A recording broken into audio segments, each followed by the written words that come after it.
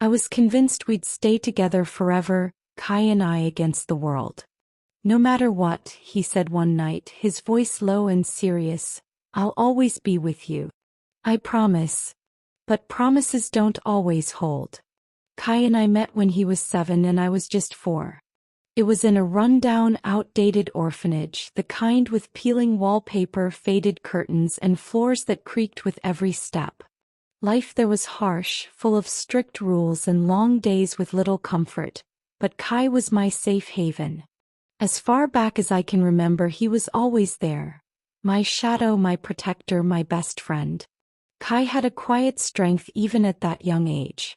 Though he was only 3 years older, he acted like my big brother, always looking out for me. If the orphanage staff handed out extra fruit or a rare carton of milk, Kai would save his share and sneak it to me later when no one was looking. He'd take my hand when I was scared, telling me stories he'd made up to make me laugh. When the bigger kids would try to pick on me, Kai would step in, his face stern and unwavering. They always backed off, maybe because of the fierce determination in his eyes, even though he was smaller than some of them. I was convinced we'd stay together forever, Kai and I against the world.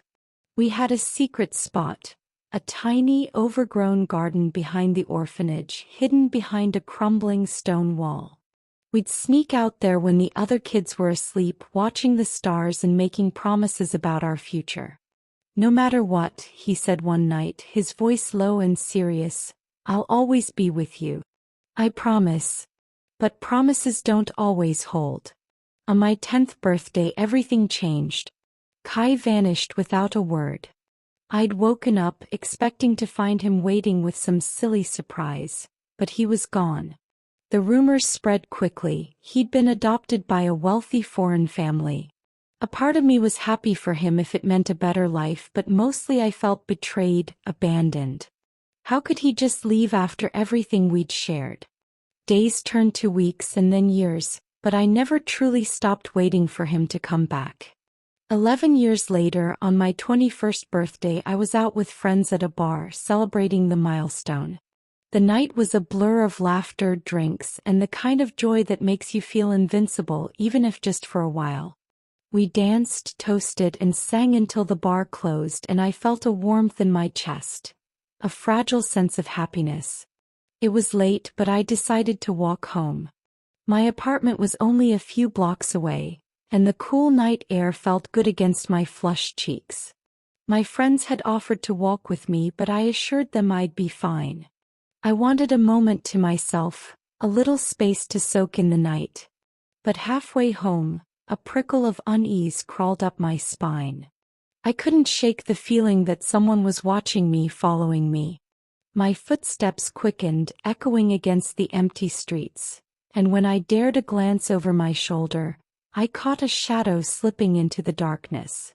Trying to keep my fear at bay, I took a shortcut down a narrow alley, hoping to lose whoever it was. But then suddenly I stumbled into a group of drunk men blocking my path. Their eyes were glazed, their smiles predatory as they surrounded me, cutting off any chance of escape. "Where do you think you're going, sweetheart?" one of them slurred, reaching for my arm. My heart pounded in my chest. I swung my purse, hitting one of them across the shoulder, but they only laughed. "Let go of me," I shouted, panic rising like a tidal wave, but my voice was swallowed by the night. One of them, a burly man with a cruel smile, grabbed my wrist and yanked me down. Pain shot through my leg as I hit the cold pavement, and tears blurred my vision.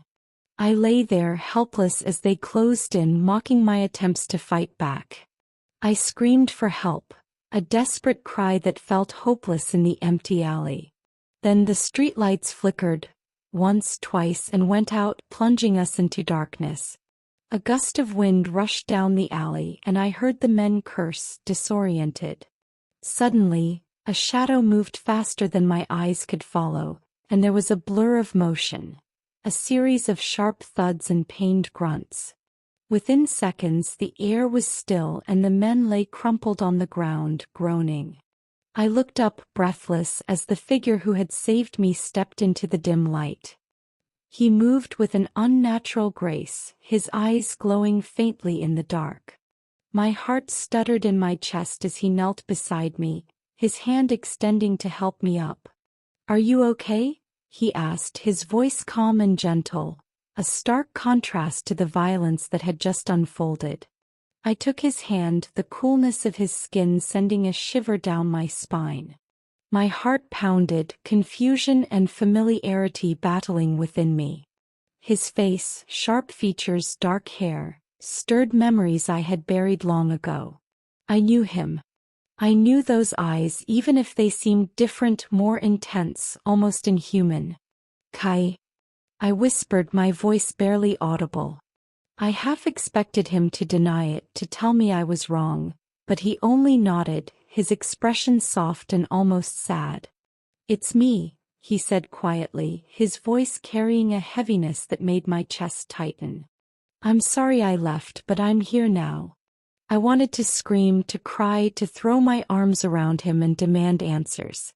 Instead, I stared, stunned and speechless, as the boy I thought I'd lost forever held me, his eyes filled with an ancient sorrow. It was Kai, but he wasn't the same. There was a darkness about him now, a strange aura that sent a shiver through my bones. "Why now? Why after all this time?" I managed to choke out, my fingers gripping his coat as if afraid he'd vanish again. He hesitated, brushing a tear from my cheek with a tenderness that made my heart ache. "I came back because I had to," he said, his voice low. Kai carried me gently in his arms, holding me close as he walked swiftly back to my apartment. His presence was soothing, even though my mind was swirling with unanswered questions. I could feel his cool breath against my forehead as he moved, and a strange calm settled over me despite the chaos of the night. When we arrived, Kai laid me down carefully on the couch, then disappeared into the bathroom. He returned with a clean towel and a bowl of warm water, his expression focused as he knelt beside me. With surprising tenderness, he began to clean the bruises on my leg. I winced, and his brow furrowed with concern. "I'm sorry," he said softly, his fingers light against my skin. "I should have been faster." "You got there just in time," I replied, my voice barely a whisper. The ache in my leg was nothing compared to the ache in my heart. After all these years, he was here again, so close yet still distant. My curiosity got the better of me. "How have you been, Kai? All these years? What happened?" His eyes flickered with something unreadable before he looked away. "I've been good," he said, but there was a hollowness in his words. He focused on wrapping a bandage around my leg, avoiding my gaze. "When did you come back?" I pressed, trying to catch his eyes. "A few months ago," he answered, his voice even. "I had to sort some things out before I could see you." "Was it you?" I asked suddenly. "Were you the one following me tonight after I left the bar?" His hand stilled and he looked at me, his eyes softening. "Yes," he admitted, a guilty smile tugging at his lips. "I remembered it was your birthday. I didn't want to intrude, but I couldn't stay away. I'm sorry if I scared you." Something in my chest twisted. The boy I'd known was still there, hidden behind those mysterious eyes. "I'm just glad you're back," I said, and for a moment his face relaxed, a warmth breaking through the guarded expression he so often wore. In the months that followed, we grew closer. It was as if we were picking up from where we'd left off all those years ago, only everything was more intense now, more real. He would visit me every evening and we'd spend hours talking, laughing, and rediscovering the bond we'd shared. Sometimes we'd go for late-night dinners, strolls along quiet streets, or sit together on my couch, wrapped in comfortable silence. But he always disappeared before dawn, always leaving me with a lingering sense of longing. When I asked why he couldn't stay during the day, he told me he was busy with work. A faculty member at the local university, he said, with responsibilities that kept him occupied. I accepted it, even though part of me wondered why he had never mentioned what he taught, why he was always so vague. But his presence at night was enough to silence my doubts, and I didn't press him. Until one day I decided to surprise him. I'd been planning it for weeks. A simple visit to the university to bring him lunch, to see the life he led when we were apart. I'd imagined his surprised smile, the warmth that would light up his face when he saw me. But when I arrived at the faculty building and asked about him, I was met with confusion. "No one by that name works here," said the receptionist, giving me a puzzled look. I checked again and again, even speaking to a few of the staff members who had never heard of a Professor Kai. It was like he didn't exist. My heart sank. He had lied to me. When Kai arrived at my apartment that night, smiling as if nothing had changed, I was ready.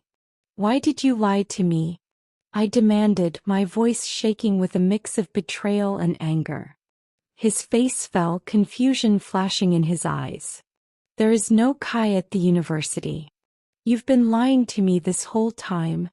His expression tightened, his jaw clenching as if he was struggling to find the right words.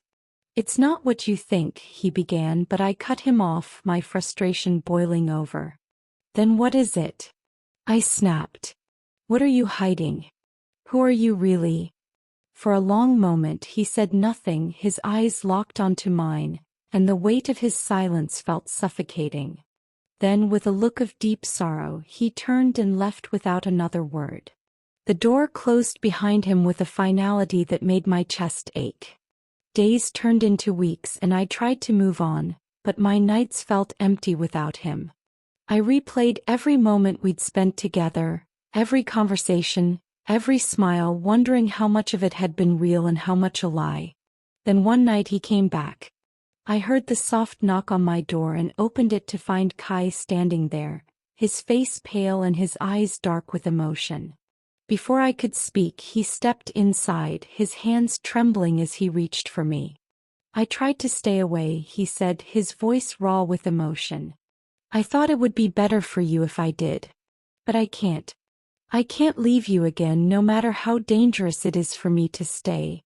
My anger melted in the face of his anguish, replaced by a rush of fear and longing. "Why did you lie?" I asked, my voice breaking. "What's so dangerous that you can't tell me?" His gaze softened and he cupped my face in his hands, his touch gentle but firm. "Because I love you," he said simply, his voice barely above a whisper. "And because the truth isn't something you'll want to hear. But if you're ready, if you're truly ready, I'll tell you everything." I looked into his eyes, those eyes that had watched over me since childhood, that held secrets I couldn't begin to understand. My heart was racing, my body trembling with uncertainty, but I nodded. I needed to know. I needed the truth, whatever it was, because I loved him too. "Tell me," I said, my voice shaking. "I'm ready." Kai exhaled slowly, his shoulders relaxing as if a great weight had been lifted. "All right," he said, his eyes never leaving mine. "But remember, you asked for this. There's no going back." He led me to the couch, and as he sat down beside me, the air seemed to thicken with a strange tension. He took my hand in his, holding it tightly as if afraid I might pull away. Then he began to speak, his voice low and steady, and the truth he revealed was darker and more unbelievable than anything I could have imagined. Kai wasn't just the boy I'd known or the man I'd fallen in love with. He was something else, something far beyond human. And as the night wore on, he told me everything, shattering the world I thought I knew and pulling me into a reality where nothing would ever be the same again. Kai's story unraveled slowly, each word heavy with the weight of the past. Yes, he had been adopted by a foreign family, but they were no ordinary family. They were vampires, ancient, powerful, and incredibly secretive. They had seen something in Kai, something that intrigued them. They took him in when he was only a child, raising him in their dark, opulent world, where luxury hid shadows and secrets ran deeper than blood. For years, Kai lived among them, a human boy in a world of vampires. He was given everything: wealth, power, knowledge, But he was also tested, observed, and molded. He had no choice but to adapt, to learn the strange customs of his new family, who moved only in the night and feasted on what he couldn't bear to think about. Yet despite the comfort and luxury, he never forgot about me. His memories of the orphanage, of the small garden where we made our promises, became his anchor. When he turned 23, the family made their move. They offered him a choice, though Kai said it felt more like a demand, a chance to join them, to be like them. They would grant him eternal youth, transforming him at the peak of his humanity, keeping him forever as he was, strong, agile, and beautiful. Reluctantly, he accepted, feeling he had no other option, and they turned him. It was a painful, traumatic process, one that left him on the brink of death before he emerged changed. For a while after the transformation, Kai remained under the family's strict watch.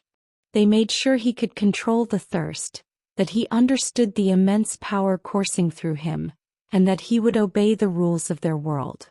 Only when they were certain he wouldn't be a danger did they release him, telling him he is always part of the family, but he was free to go, to find his own way in the world. Kai wandered, unsure of what to do with his newfound power and immortality. He refused to harm humans, instead teaching himself to survive on animal blood, mastering control over his instincts. He became an expert at concealing what he was, blending into human society, moving silently through the shadows of a world that would never understand. But through all the years of isolation and learning, one thought never left his mind: me. Once he was confident he could return without putting me at risk, he came back just to see how I was, to make sure I was living a happy, normal life. He thought that would be enough, that he could keep his distance and be content to watch from afar. But when he saw me again, when he saw the woman I had become, he realized he could never be content with just watching. He fell in love, all over again, helplessly and hopelessly, even though he knew it was wrong, even though he knew I deserved better than the darkness he carried. And yet he couldn't stay away, and his frustration grew with every passing day, every moment he spent with me hiding the truth.